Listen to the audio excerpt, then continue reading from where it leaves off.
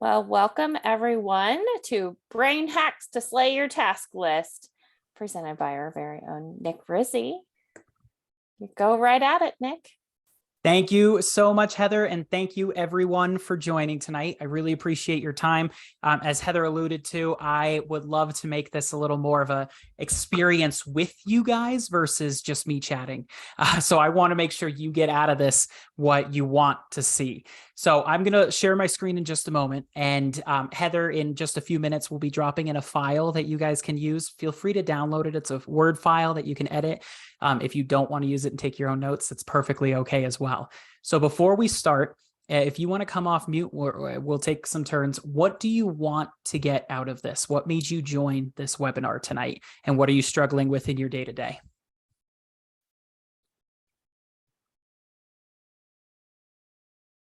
Aaron, that's either a look of like way too much or absolute perfection.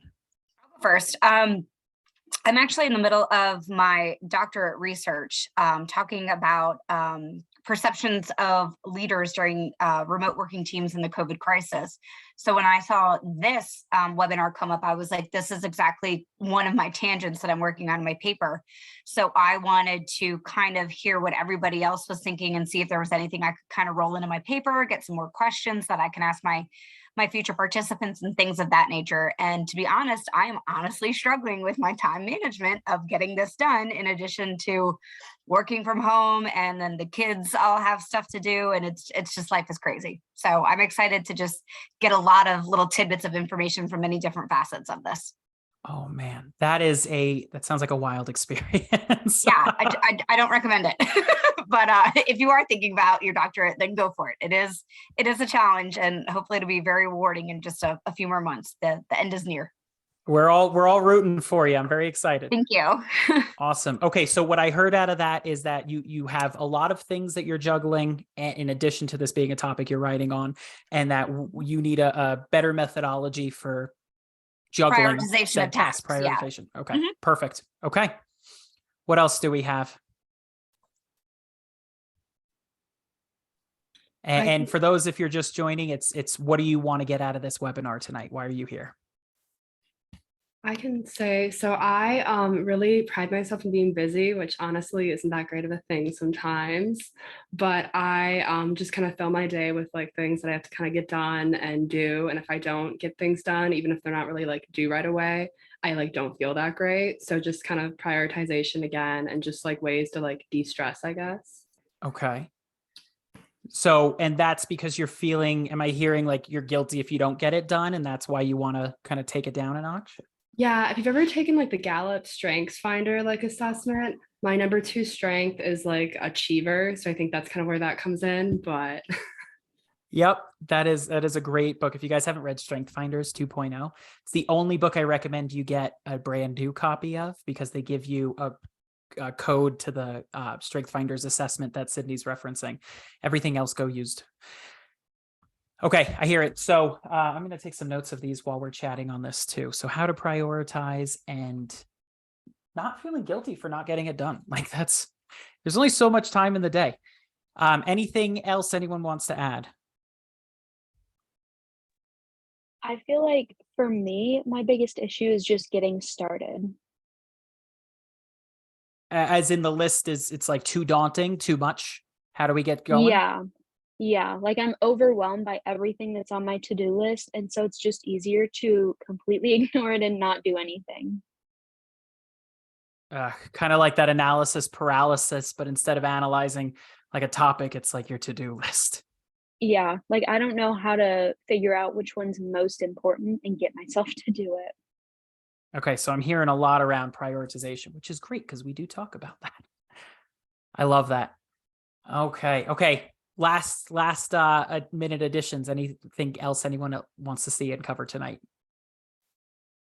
Okay, so far, Mackenzie and Sydney, are you guys resonating with what everybody said so far? Are these things we'd like to solve for you too? Okay. Well, and you're lucky too, because Heather is the model of efficiency. So she's going to be our guinea pig for the evening in terms of getting it all done. Right, Heather? Okay. No, definitely not.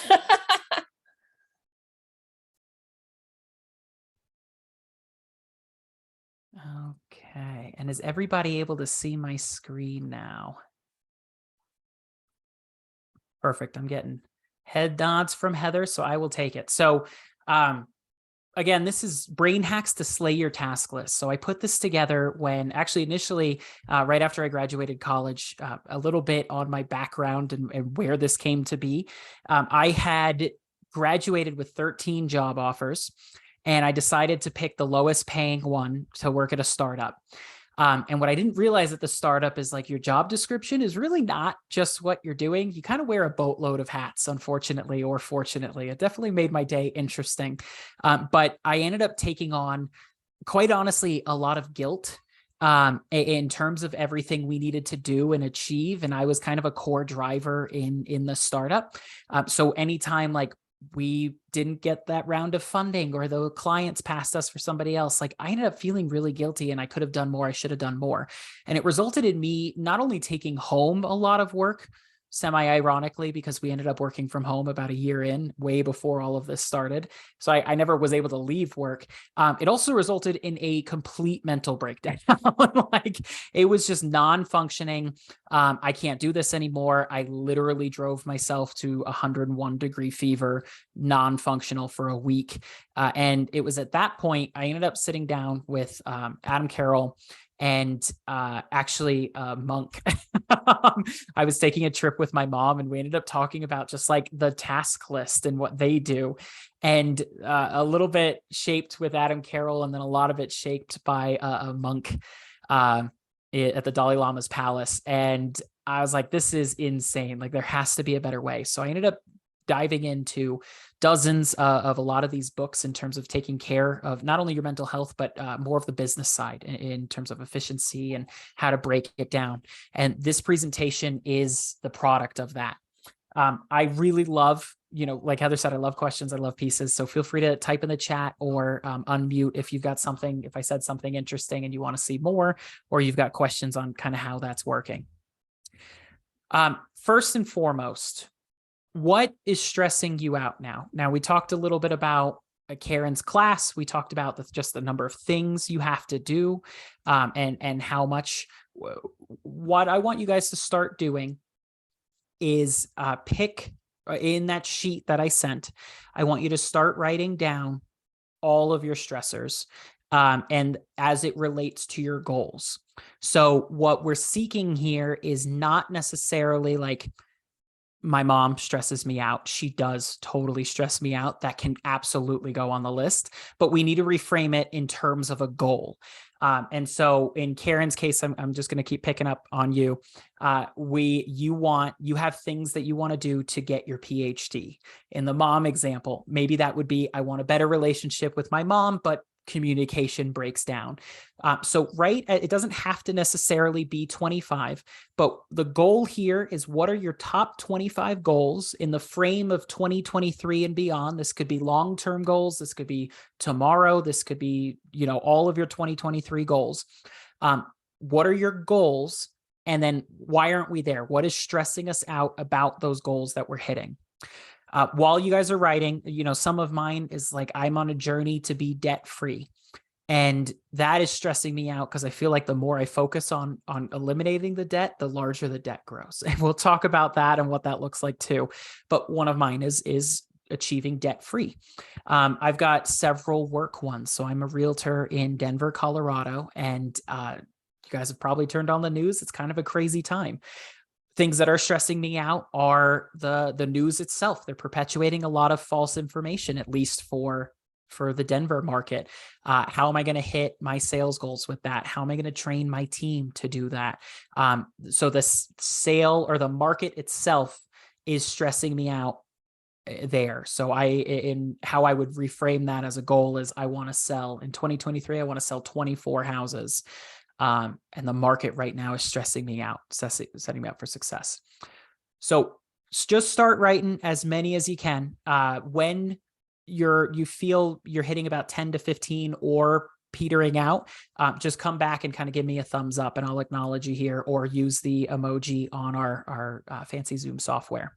So we're just going to try and hit as many goals as we can. And these could be big, these could be little, these are personal, professional, fraternal, interrelationships. And it's really the trying to identify that stressor of what's actually stopping us from hitting that goal.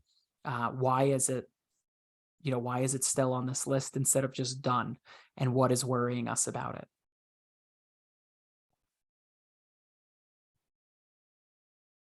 Okay, we'll take a few minutes here.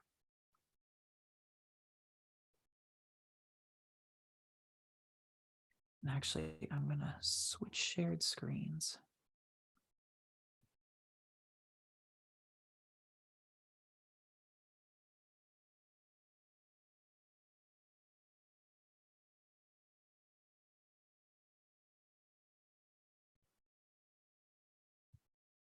Can you guys see the handout right now? Perfect, just making sure.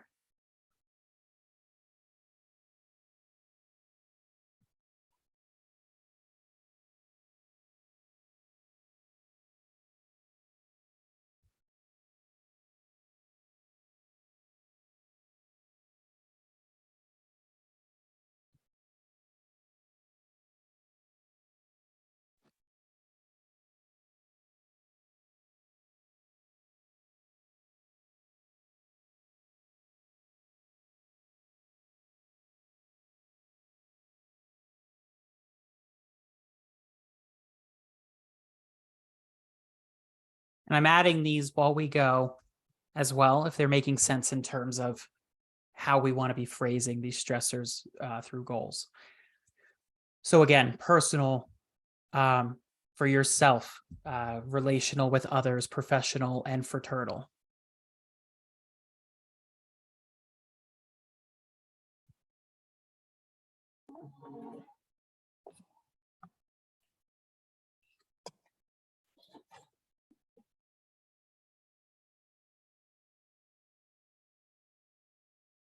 Okay, let me do a check-in real quick. Have we at least hit kind of the 10 mark? Give me some head nods if that's where we're looking.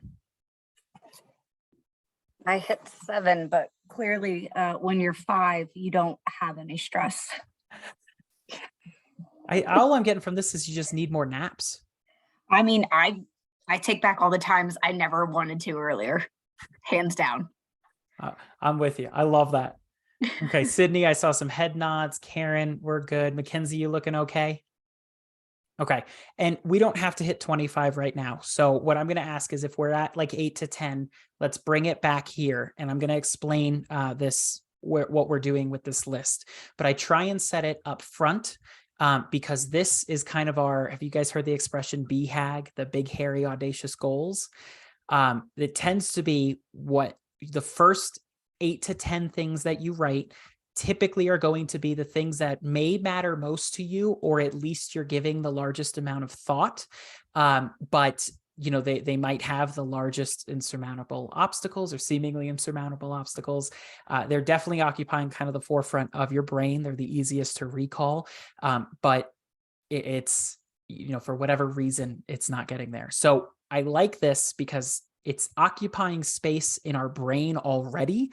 Like there's a reason, Karen, you were easily able to get to 7 in that short period of time, wherever everybody else, Madison, wherever you guys are, 8, 10, 15. I mean, you might already have 25 big goals and lots of stress, but there's a reason you were able to write that down in the 4 minutes that I gave you to do that so quickly.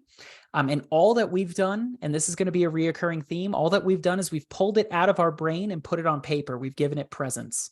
I'm a very big believer in energy, and I have a lot of books to support this research that you literally carry around this supercomputer, mystical, like Doctor Strange level amulet of creation in your mind. And your options are it can own you inside your head, or you can own it outside. And this is all we've done. So we're going to leave this for a minute. We're going to come back to this now. But we've given these goals and these stressors presence. And that is incredibly important to what we're doing today. Let me go back to sharing my screen. Okay. And everybody, can you see my slideshow again? Perfect. Thank you, Mackenzie. The thing keeps rotating on who I'm looking at. So I appreciate the head nod there. So that helped me out. Okay. So when we're dealing with our lists, we often deal with coping mechanisms. And we hear this term a lot, and I think it's been probably a little bit abused, but our brain is going to look for kind of always the path of least resistance. The goal and highly productive contributing individuals are the people who are able to get their brain to stop taking the easy route and start taking the most manageable. And that's a lot of what we're working on here. Like what we need to train our brain to look at those big, hairy, audacious goals and those scary goal settings with the big stressors as small obstacles. Even if they're big, they're small obstacles to our brain so that our brain doesn't default to the easiest thing. I am 100% guilty of using Netflix as a distraction. How many people here actively turn on Netflix when they sit down to write a paper, and then maybe there's a little more Netflix than there is paper writing? Yeah, okay. Karen, I appreciate the honesty. Oh, good. Sydney, thank you. I'm glad everybody else is a perfect student. Mine is also video games. Mackenzie, I'm just teasing. I saw that. There's also video games. I mean, there's social media. TikTok is literally the worst thing that could have possibly happened to Gen Z. And I feel absolutely awful for you guys and Gen Alpha. I am one of those millennials who are actually on TikTok. I don't do the crazy dances very well, I should say. I've done a few. And it is, I can say without a doubt, and there are papers getting published, it is like the worst thing to happen to any generation. And Instagram is pretty close up there.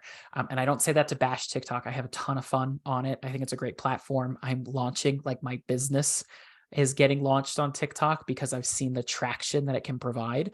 But it's so tough to say that and then actively tell you, be careful using it, because the whole thing is designed to give you very short bursts of happy brain juice so that you keep scrolling, and then 30 minutes to an hour pass. So when we're talking about these distractions, and any of this works into it, I mean, it could be alcohol, it could be parties, it could be phone, I mean, whatever you want it to be. I just need you to say, I'm not saying this is a problem. I just need you to acknowledge that your brain is going to go for whatever you've trained it to go for. That could be Netflix, that could be social media. Like, if it doesn't want to do the thing you need it to do, it's going to go for that task, that distraction. And I need you to acknowledge now what that is. So on that piece of paper, anywhere on that, write down what your guilty distraction is.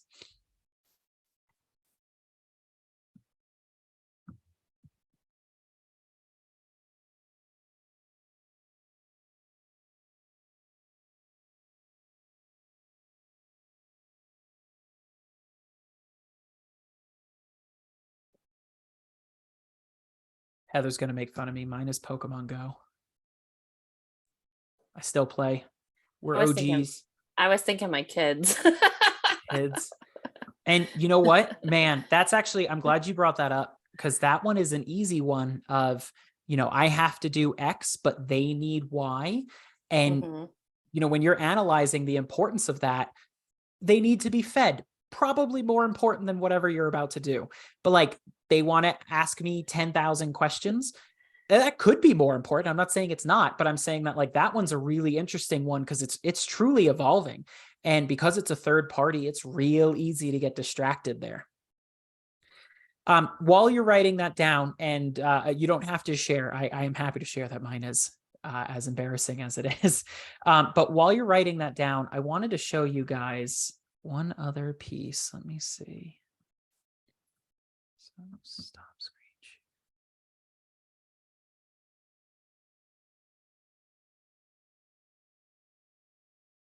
I've been doing this for 2 years. You think it'd be easier for me. So can everyone wait just a moment?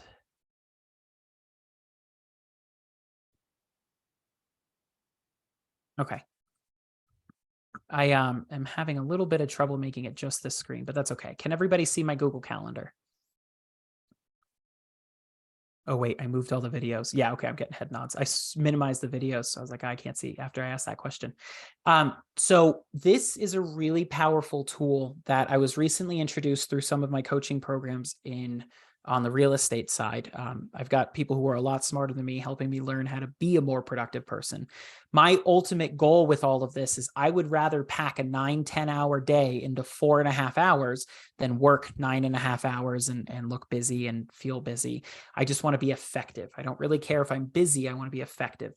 So I'm sharing this, and this one, I use kind of a blank canvas there. I believe all calendar programs have this ability, but I want to encourage you guys to really utilize the other calendars feature. Now, I don't know if I can highlight on here with Zoom. I think I can annotate. Yeah, here. So right here, you can come down in here into the other calendars feature, and you're actually able to make as many calendars as you want. At least on Google. I believe, again, I think you can do this everywhere. Now, I love using this because when you're coming in here, typically you're going to have a calendar for DSP, for work, for family. I have another calendar that is literally all of the above. Like it's just absolutely everything that shows up here. And it's wild. So I like using this. That's where I combine all my people calendars. I like using this for my self calendar. And now where I do this is I'm going to have a general calendar for work. In this case, it's that nickrizzi.com. And that's going to be my appointments. That's where my calendar invites go out. That's where lunches get scheduled. So that's going to be kind of like how a calendar is supposed to be used. But then I'm going to come in here, and you can do this 2 ways. This is my preferential way. Time blocking calendar. Live by the cal, die by the cal. Oh, can I say that on a webinar, Heather? I guess we'll see. I think it's too late. Yeah, we'll take that out in post. So right now, I just created a second calendar. Now, what I'll do is I'll come in here, and I will have right here, right? We're going to do this one would normally be, this is not my main, I wanted a blank canvas, so that's why this is here. So this would be brain hacks to slay your task list. So that's here, right? This is my regular day-to-day thing. Maybe I'm also going to have lunch with Jeff at noon. So I've got this. These are my regular things. But now I'm going to switch my time blocking calendar to a really obnoxiously loud color to me. And today that's going to be citron. That's definitely made up. There's no way that's a real color. Then I'm going to come in here, and this is going to answer some of your questions, Karen, I think in terms of distraction and in terms of, I'm so sorry, I believe that was Aaron or Sydney that said getting started. Who was worried about getting started and that overwhelming, like, this is too much, I can't get started? Madison. Okay, cool. I just want to make sure you get credit. Thank you, Madison. So this is kind of where you use to really break that down. So here is what's going to dictate my dailies. So I took my goal setting and stressor list, and I truncated it into where they fall, that personal, professional, fraternal, or relational. And then I'm going to come in here and break out, say for my business, or it could be for class, I'm going to break out what actions I need to take. So if mine is to get a 4.0 GPA, I know I'm going to need to do my homework and have dedicated study time. And this is where you really utilize like serious time blocks. So for me, I know that I need to make calls at least for an hour a day. So I would call this call sphere. So every single day, I'm going to call my sphere. I'm going to change this from my time blocking calendar. And I'm also going to come in here and say, repeat weekly, every weekday. So this is going to show up every single weekday when I'm coming in, and I've got the set. And I could have others for, we're going to come down here, and this is quality time with Victoria. My wife's going to be so excited that she made it into the webinar, right? And same thing. I'm repeating this every single day of the week. And now this is going to be a little difficult, especially when you're a student. I know it's difficult because your calendar's changing so much, but the goal is that you set up rules for yourself at dedicated periods where that is all you're doing.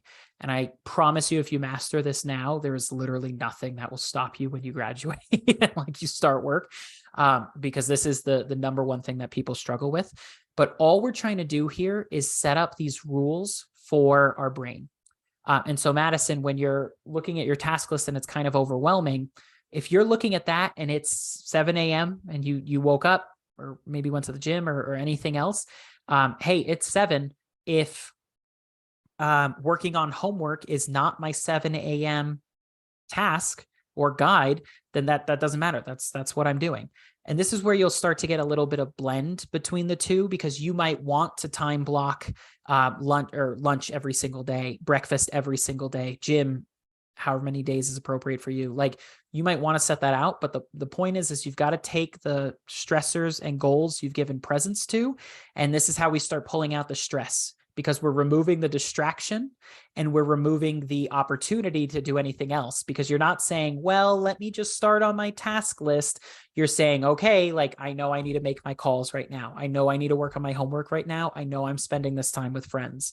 You can do that every day. You can set it up to be like, friends are Wednesday, Friday, or fraternity events, or fraternity social events in terms of like hanging out with brothers might be chapter day, Saturday, Sunday, like however you want to structure it. The point is that if it's something that's not like a calendar event, like lunch with Jeff, or a single time event, like something that would be one time, you want to try and give it as much presence on your calendar as you can. And then you're using it every single time you're scheduling. So if something else comes up that could be a distraction, you open up your time block. Oh, sorry. Like, I really promised myself I was going to go to the gym because I wanted to lose that weight or stay in shape or just be generally healthy, or it helps me focus. Like, I promised myself I'd go to the gym at that time. I really can't make it. Or you're working on your task list and it seems kind of insurmountable. Well, hey, 5 to 6 p.m. or 5 to 5:30 is like, do low hanging fruit task. And you might look at your list and be like, oh, okay, like wiping down the sink or doing some dishes could be a low hanging fruit task. Put in an audiobook and go do it. Like, if you can give yourself more presence and permission to do that, it's going to make things a lot easier. You can use this however you want. I'm going to move on from it because I've been talking about it too long. But the idea is that if you can give this a place every day, every other day, whatever that looks like, starting your task list, Madison, is going to be a lot easier to get set. And then it's also going to help too with guilty feelings, because for me, if I set the goal of 25 calls a day and I only make 5, I feel really guilty. Like, I know I'm not hitting my goals because I didn't hit the number that I needed to make. But if I had as many good conversations as I could in the period of time that I previously set, what's there to feel guilty about? Like, that is an A. I did 110%. Like, I truly gave it my all. I didn't mess around. Even if I didn't hit that number, I'll hit it tomorrow because I know it's going to build. And those conversations are more valuable than just making the phone call. Is that making sense with everyone so far? Awesome. Okay. We can always revisit this as well. If you have any other questions, I'm happy to share my main calendar with you and send you screenshots. Oh, that's not the right button. That one is. Okay. Can you all still see the slideshow? My goodness. Thank you, Heather. I appreciate that. It was a long day today. Really, at the end of the day, you just need to recognize that your brain's a hard drive. If you guys are techie, nerdy people, and maybe you remember then you had to reformat Windows every 3 to 5 years because it just cached too much junk and then it would stop working. You've probably experienced that with your iPad, your iPhone, and MacBook, whatever that is too. Like, it only works for so long. It's not because it stops functioning. It's because it gets too much junk that you can't purge. Like, even if you rewipe the whole thing, you can't purge it. And it's important to remember that our brain is that exact same thing times a billion in terms of what it can store, hold, add, and process. And so you got to be careful when you're filling it up. I'm not saying the distractions are bad. I'm not saying cut them out. I think they're healthy. I think there's a time and place. What I'm saying is, don't let the distractions control you. You know what your distractions are. You wrote them down. Don't let them add to that cache and your processing power. If you've got that break, you did your 45 minutes of trying to write your essay. We're taking a 15-minute TikTok break. Like, that is totally fine. You dictated that, not TikTok, not Pokemon Go, Instagram, or anything else. Like, you're in control of that piece. Make sure that you're the operator. Making sense? Okay, I can dig it. Let's go. So here's how we move on from that. We've identified our goals and stressors. We have put them out on paper. We've given them presence. We know what our distractions are. We know what our guilty pleasure is that we're turning to. How do we deal with this? SMART goals. I'm sure you've seen this before. I'm sure it's real cheesy by now because it's been drilled into your head. I personally don't care if you use SMART goals or not. What I need you to do is make them goals that you can measure yourself against. So if you're not familiar with this, SMART goals is an acronym. It stands for specific, measurable, attainable, relevant, and timely. So these are any goal that you set, you want them to fit into one of those, or they have to fit into all 5 categories. The real basic simplified version of this is that if we're leaving it on the list, now you know what you're actively thinking about. What I need you to do is convert it to a SMART style goal where you can do things to take that action. I'm not thinking of a great example right now of like what wouldn't count, but like you couldn't just say, I want to be rich. Okay, great. Like for me, that might be selling 50 houses in a year. I also cannot sell 50 houses in a year. What I want to put is, there's an equation behind it, but it would basically be make 14,000 contacts in a year, because that I can measure. And I know that will lead to 50 transactions. That you can absolutely apply this to all pieces. I love using this in our recruiting example for the fraternity as well, because with this, you can't just say, I want a bigger chapter or I want a more stable chapter. That's not a goal you can attain. That's something that happens because you attained your goals. One that you could do is, we know there's a piece between conversions, or there's a conversion piece between conversations and new initiates and new pledges. So when we're doing this, when I was president and as Rocky Mountain Regional Vice President, which I should have introduced in the beginning, I make all my chapters set SMART goals for recruiting in the beginning. And if they just say, I want 50 people, then my next question is, that's great. How many people are you going to speak with on the bridge, is DU as they call it, or wherever the main piece is? How many people are you in the chapter going to speak with? Or how many classrooms are you going to speak at? I love that too, because that one's super easy. You ask a professor if I can talk about, an amazing opportunity for people to further their interest in business and professional development. Who's going to say no to that and give me 2 minutes? And then you go initiate the professor as well. like this is where we want to chunk it down to something that you can measure to be attainable. In a moment, or I'll have you do it afterwards, but the goals that we set that we're stressed out about, 9 times out of 10, the reason we're stressed out about them is because we don't have an avenue to complete them. And this is how you kind of create that avenue to complete. And this is going to be something you might do every single day. Like, it doesn't mean you're going to do it tonight and it's going to be like, well, there's my roadmap, I'm ready to go. This might be something you revisit every single day, and that's okay. This one's really big too. So in terms of clearing your brain and hitting those goals as a reoccurring theme, utility is really the best focus that we can hit here. When I say utility, what I really mean by that is, what can we do that's quote unquote productive, but like engaging your brain? Things that you can do that engage your brain is best. Going to keep picking on TikTok. That is the opposite of brain engagement. Sometimes you need that, and that's totally okay. Sudoku, chess, even video games, like to some degree, there's a lot that you can do that is brain engaging. And so that's what I mean when we're talking about utility.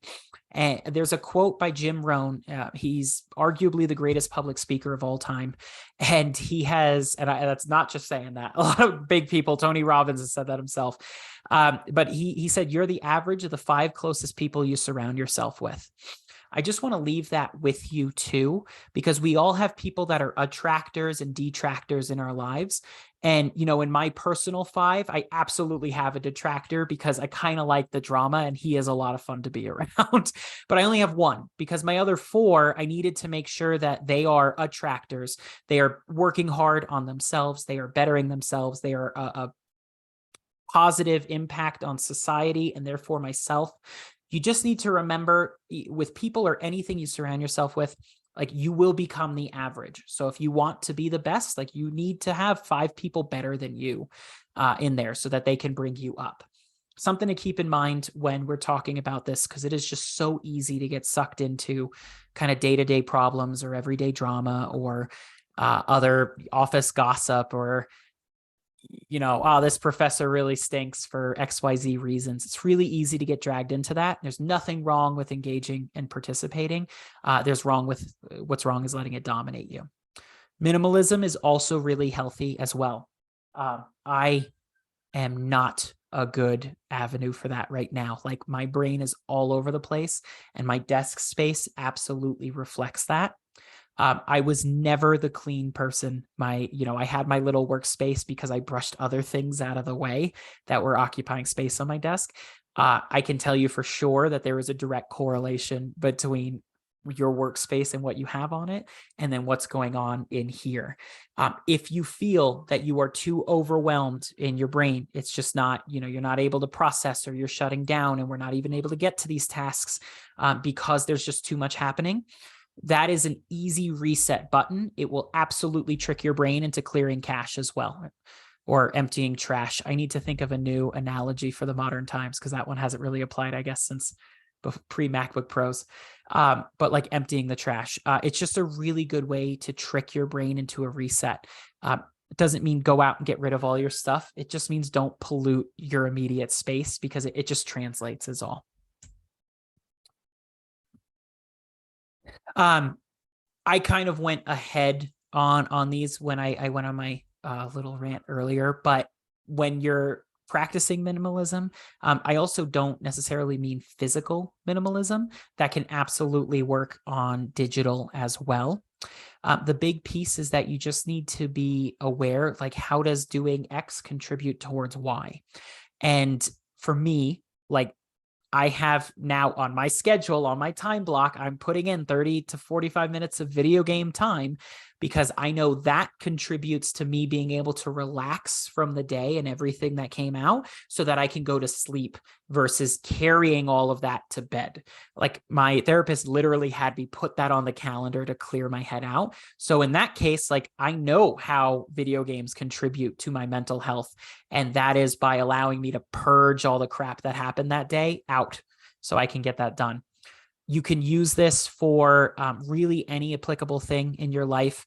And I did add that very recently, the DSM-5, which actually I think they're on 6 now, they have said that millennials, starting with the tail end of millennials, Gen Z, and they're expecting the alpha generation, that they are seeing the worst cases of anxiety ever. Like humanity has never faced anxiety like our generations, your generations are currently facing now. And that's the only reason I bring this up is because you were kind of set up for failure by society in a lot of ways. And what we're talking about here is it's to get you to regain control. I want you to have control of your brain. Mark Zuckerberg does not deserve to occupy it in his ad space. Like you deserve to occupy it with your goals, hopes, and dreams. So any questions on what we talked about in terms of utility and kind of putting your brain to a productive work? And absolutely feel free to unmute or use the chat, whatever you like. Okay, and if not any questions, what was the biggest aha out of this?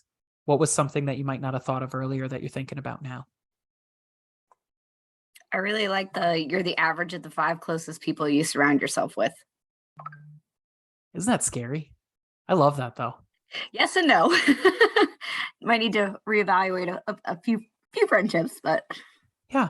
And you know what? This last piece, that being aware is 80% of the battle, that's all I want you to focus on too, in terms of getting from this, because I don't want you to walk away being like, I got to cut friendships out. But you do need to be aware that, they're contributing to that, those stressors, that brain occupying space, and the inability to further your goals if they are not the 5 you want them to be. And it doesn't mean all 5 have to be perfect. He's terrible. If I was to spend 24 hours a day with him, would not be good for anyone's mental health, mostly my own. I love hanging out with him. He's an awesome drinking buddy. We'll go on adventures all the time. And he's great to, give me the bits of drama, but it's just like one, like everybody else that I really spend my time with are the ones pushing me forward. And he does push me forward in a lot of ways too. I want to give him credit. I'm not crapping on him. I'm just saying, like, it's not about cutting everyone out for only people that are perfect. It's about being aware that, you have no control over that. You will be the average. So let's get you some control if that's not where you want to be. Anything else? Any other big ahas?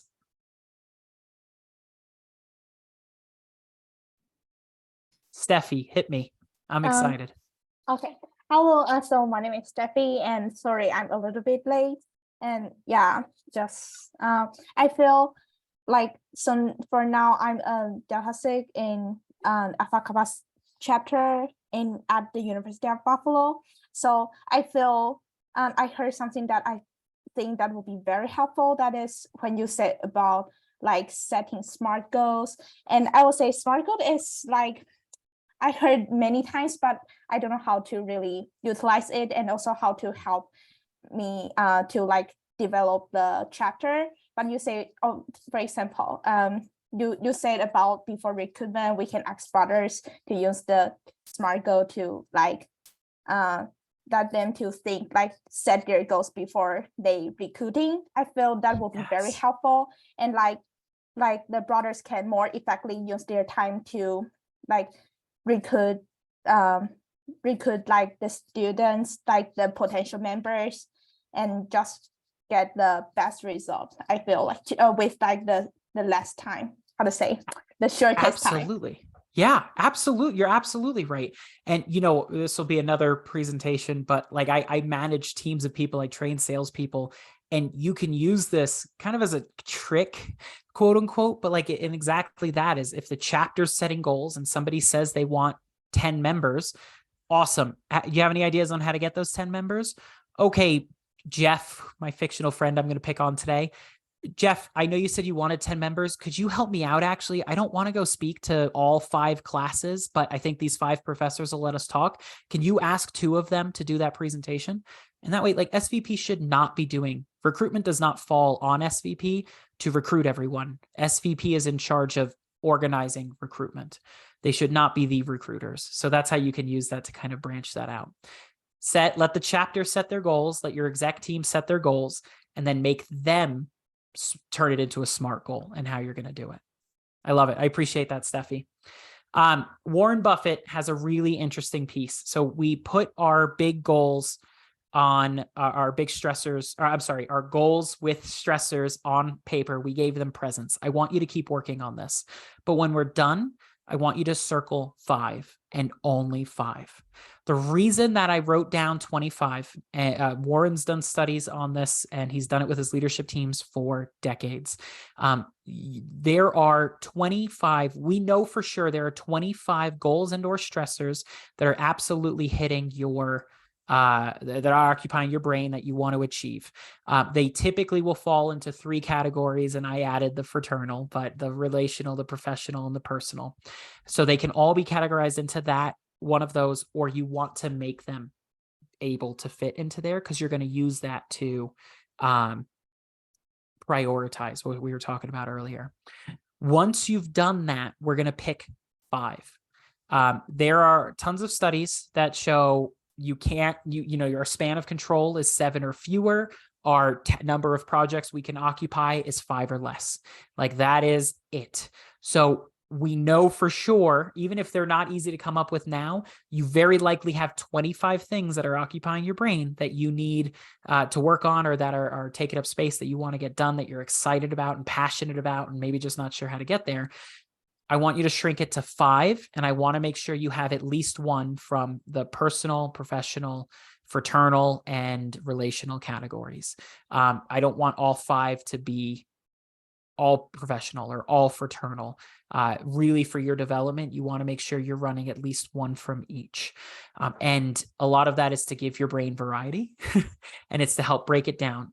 And when you're prioritizing, and Madison, you had mentioned earlier, when you're prioritizing your 5 and figuring out like, I have all these things I have to do on my task list, this is going to help you set up what your 5 are for your task list, because you're going to have these that might be your big goals, your long-term goals, your semester level goals, and then you're going to have tasks that are going to fit in there, and that's going to be your papers, reserving that room for chapter meetings, getting that set for your recruitment.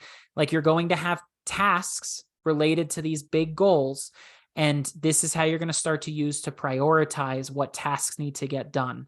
I'd highly encourage one of those goals to be related to finishing your program well, ideally.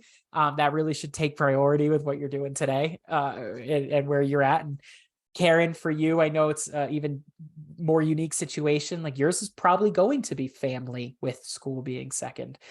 So you're going to use this list of 25, which I want you to fill out. I don't want you to pick your 5 until you have your 25, even if it takes a few days. You're going to pick 5. And technically speaking, it's going to be 1 from personal, professional, and relational. So I'll even shrink it to those 3. You need to make sure you have at least a 3 variety. You're going to pick 5 and 5 only, and that's your vision for 2023. Every one of your tasks and goals, it's going to get matched up against this list. And when you're doing that too, you're going to have things that aren't really going to fit on there, and that's okay. As long as your brain is like, you know what, like, this is what we're going to do today. I need a break. I need some change. But in terms of setting it up for, geez, I don't know what to do, or analysis paralysis, I can't even get started, or there's so much I don't want to get done. You're going to match it, because you're going to try and rank it by what's most important to you for 2023. And then you're just going to match your task list against that. And if you can't categorize something on your task list that fits into one of these 5, it's probably going to be the last thing that you do for that day. Making sense so far? Okay, awesome. There's a big focus, probably not what you were expecting when we're talking about brain hacks, but there's a big focus on taking care of your mental health when we're talking about being able to achieve your goals. There was a speaker that I just met this weekend named Phil Jones. He's awesome, from England. And he talks a lot about how you need to slow down in order to speed up. And it's very difficult to go from like a run to a sprint without readjusting, and you can't keep it up. So you have to slow down in order to speed up, and you're going to do that a lot. This is not something that's going to happen like, oh, I slowed down, I wrote down my list, I did my 25, I'm ready to take all of 2023. Like, this is something that you should be reanalyzing every quarter, if not every month, for what you're doing, because your lists are going to change. Priorities are going to change in 2023. And now you've got the 5 that you really wanted to focus on, but something might come up and you might need to swap it out with 1. We're always going to keep 5 that we're focusing on at a time. When we're doing this, and enacting that slow down to speed up, that purge we talked about, it's really important to clear your cache, to free up space in your brain so that your brain can focus on what is most important. So here's a couple of strategies that you can use to kind of help clear yourself. I love tools like Focus, Brain FM. You could go to YouTube and search white noise generators. I personally don't do well with music or TV playing in the background. I know I've been argued with that for years now. I know some of you probably do. I would argue that anything that has words that you have to process is going to pull your attention away from what you're working.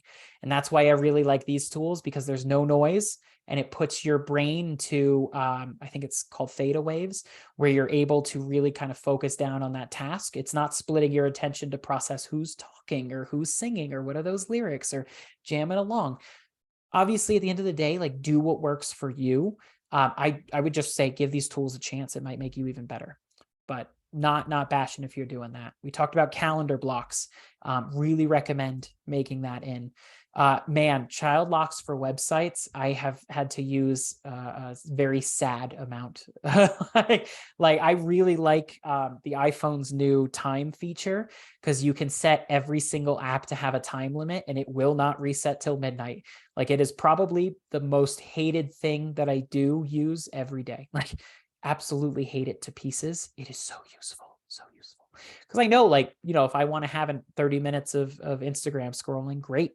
I could do it all at once. I could do it during breaks, but once my 30 minutes are up, like they're up. So really recommend using those.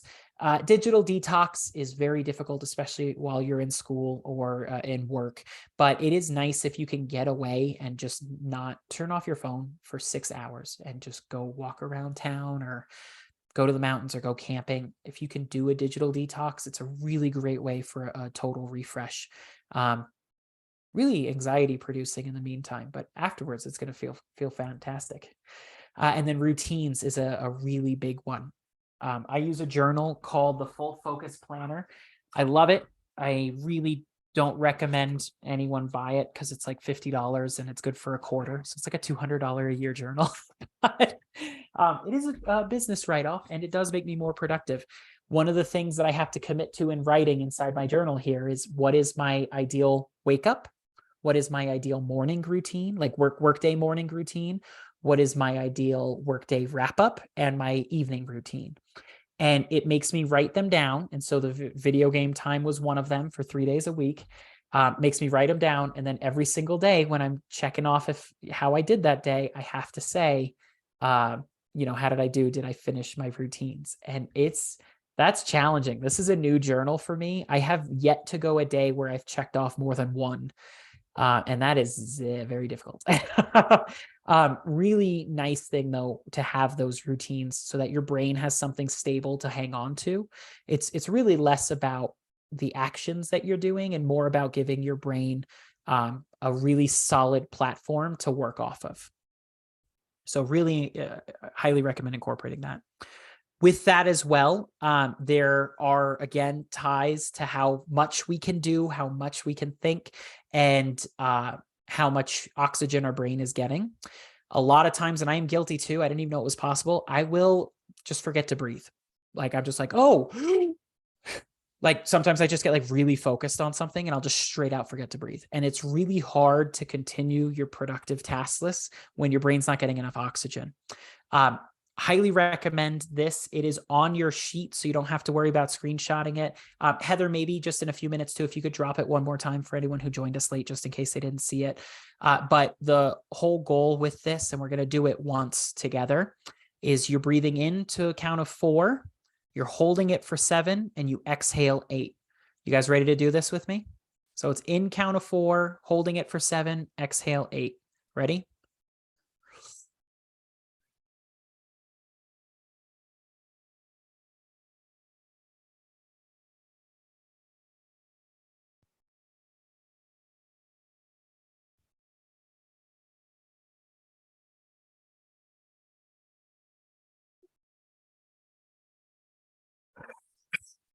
That was hard. Better to go through your nose. The point is that when you're going through this is a brain engaging activity that you are consciously engaging your lungs in. Your brain is engaging because you've got your counts, your number. And it is a proven technique that gets enough oxygen throughout your entire body. It's a really good way to, like, hey, if I'm out of air, this is an awesome reset, or however you might be operating. It's just a really good calming method to get you set. When I have a big project I'm working on, a paper, anything of the sort, a bunch of calls I need to make, I start with this. It's just a really good way to get in the mindset of, hey, I'm about to tackle my task, whatever this one task might be. Okay, before we do questions, I want you guys all to take a second and write down, I've got a section for it on your sheet. We have our 25, we have the 5 we're going to pick, and you might not have that today, and that's perfectly okay. We talked about a lot that you can do to clear your hard drive, to make your brain a prime operating machine. I want you to write down, and you can share if you want to, I want you to write down what you are taking away from this that you want to commit to. These are not I want statements. I want $1 million. How am I getting there? What these are is I will commit to X. The first time I did this, I wasn't using some of it. I had put this together from other people that I had interviewed and helped me build this. The first time I did this, and the big one that I really liked using, was my 5, because I had so many crazy goals I wanted to do. And it was down to like beating the newest season of the Call of Duty Battle Pass. Like that was like one of them, and that's okay. But I realized like that was not a good focus for the other things I wanted to achieve. So the first time I did this, it was committing to focusing on my 5 per semester is when I did it. Now breathing is probably the biggest one that I commit to every time. So I want you to write that down, what you're committing to with what you're getting out of this. Does anyone want to share what they've gotten and what they want to commit to on this? And it's okay if not.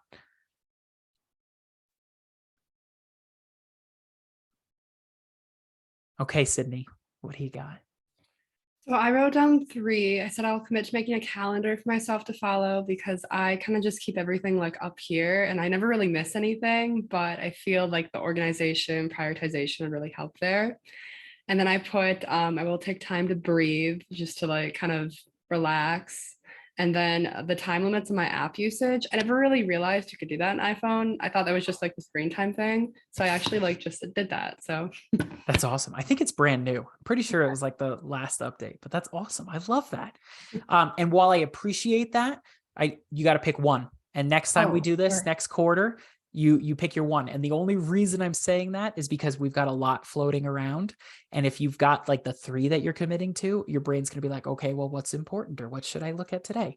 You can still use all of this, but you just one non-negotiable, one thing that you're absolutely going to do, and everything else is going to be a bonus until whatever time you set next semester, January 1st, whatever you want it to be. Thank you. But that's why I love all 3 of those. And I appreciate that enormously though.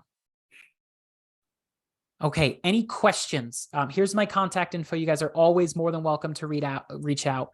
Yeah, but any questions you want to cover over anything we talked about or a situation that you might be in, you want to ask, and keep in mind the webinar is recorded.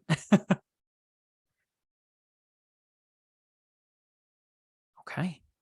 Oh, and let me just check the chat here real quick. I just want to make sure. Yep. Oh, I appreciate all the kind words, everyone. That's super great. If you have any questions, take my number. I'm actually going to give you, I didn't update this. You can still text that number, but in the chat, I'm going to put my cell phone. And that way you guys have that as well. So feel free to call or text that if you want to. I'm always happy to help. I really love this fraternity and I love our next generation of leaders. You guys are so awesome. And I'm really excited to see what you're going to achieve with this. So please, anything I can do to help, I'm here. And how about big round of applause to Heather for facilitating, setting this up and saving the day. So thank you, Heather. No, thank you, Nick. Thank you all for coming tonight. Enjoy your night. Okay. Bye, everyone.